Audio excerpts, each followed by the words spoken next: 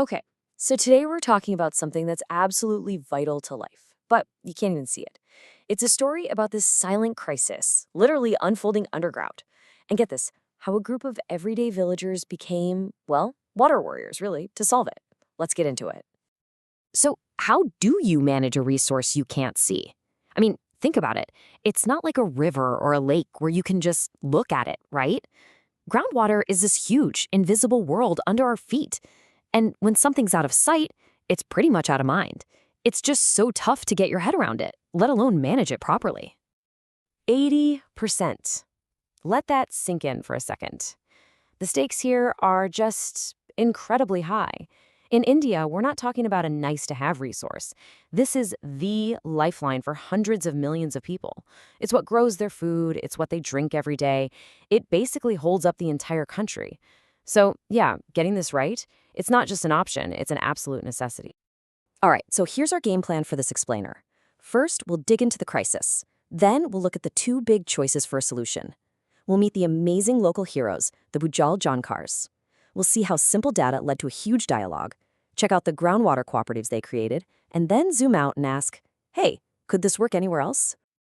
Okay, so Section 1, the invisible water crisis. For decades, something was going wrong right under everyone's feet in India, but nobody could see it. It was this creeping disaster. A shared resource that everyone depended on was just disappearing. And the crazy part? No one really saw the whole picture.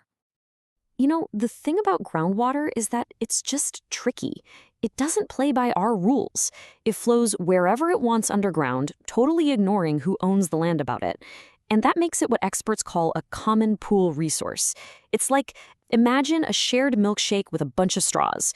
Everyone has an incentive to drink as fast as they can, right? Because if you don't, someone else will. And that can end in disaster for the whole group. And the dependence is just staggering. I mean, look at these numbers. 60% of the water for farming, that's the food people eat, a massive 80% of drinking water in rural areas, even half of the water for the cities. It's literally the invisible foundation of the country. But here's the catch. Our technology for pumping water out got way, way better than nature's ability to put it back in. Okay, so that's the problem. It's a big one. But this is where the story takes a turn. An international project called MARVI, and yes, that's an acronym for Managing Aquifer Recharge and Sustaining Groundwater Use, shows up. And they're standing at a crossroads, facing a really critical choice on how to even begin tackling this thing. And that choice was between two totally different ways of thinking. On one hand, you've got the expert model. You know the drill. Scientists come in, do their thing, write a complicated report for the government, and then fly out. The other path? The people model. This is where they decided to work with the local community, learn together, and basically hand over the keys to let the community own both the problem and the solution. They chose the harder path, betting it all on the people. And this is where we meet the absolute heroes of this story, the Bhujal Jankars. The name literally means groundwater-informed ones. These were just local volunteers, farmers and villagers, who were trained to become the community's eyes and ears, to finally start seeing that invisible resource right beneath their homes. I love this quote. We never thought we'd be in a university classroom. It says so much. These weren't experts with fancy degrees. They were folks who'd maybe only finished primary school. And that's the magic of this project. It wasn't about just getting data from them. It was about empowering them. It gave them skills, sure, but it also gave them this incredible sense of pride. So what did this journey look like for a Bhujal Jankar? Well, it was a pretty clear path. First, they got training. Not some boring textbook stuff, but real, practical knowledge about groundwater, taught in their own language.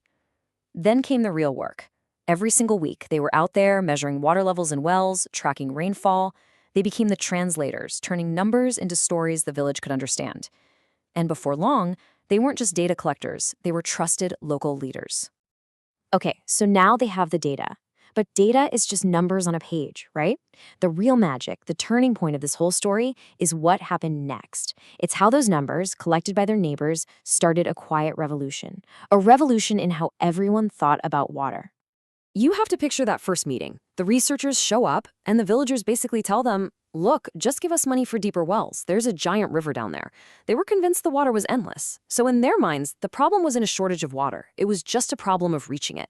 They even told the researchers, thanks, but no thanks. We don't need you here. But then, week after week, the Pujal Jankars shared what they were finding. And the big aha moment didn't come from a complicated chart. It came from a local farmer who came up with this perfect analogy. He said, groundwater is like an ATM. If you only make withdrawals and never put money back in, it's going to run out. And just like that, click, everyone got it. It wasn't an endless river. It was a shared bank account. And this simple chart basically shows their bank statement. For the first time, everyone could see it in black and white. The use bar, that's all the withdrawals they were making from their water ATM. And the much smaller recharge bar, that's the deposit from the yearly monsoon rains. The truth was staring them in the face. They were spending way more than they were earning. And everyone knows what happens when you do that. So what do you do when you realize you're all drawing from the same shrinking bank account? Well, the whole idea of competing with your neighbors suddenly seems kind of crazy, right? The me-first attitude just fell apart. And in its place, a new idea took hold. Community cooperation was the only way they were all going to survive.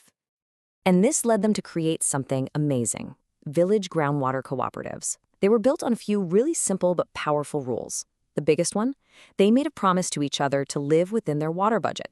No more pumping out more than the monsoon put back in. That meant they had to get serious about using less water, and they had to find clever ways to help more rain soak back into the ground. Now, of course, some people were skeptical, but this was the argument that changed their minds. Someone would say, look, you might have water in your well today, but what happens tomorrow? When your neighbor drills a deeper well, yours will go dry. We are all drinking from the same glass. And that hit home. Suddenly, your neighbor digging a deeper well wasn't something to be jealous of. It was a direct threat. Cooperating wasn't just being nice, it was about saving yourself. So, let's zoom out. What's the big lesson here? Is this just a great story about a few villages in India, or is it something more? Well, it turns out the MARVI project is basically a blueprint, a powerful model for managing these kinds of shared, invisible problems anywhere in the world. The key takeaways are so clear and powerful.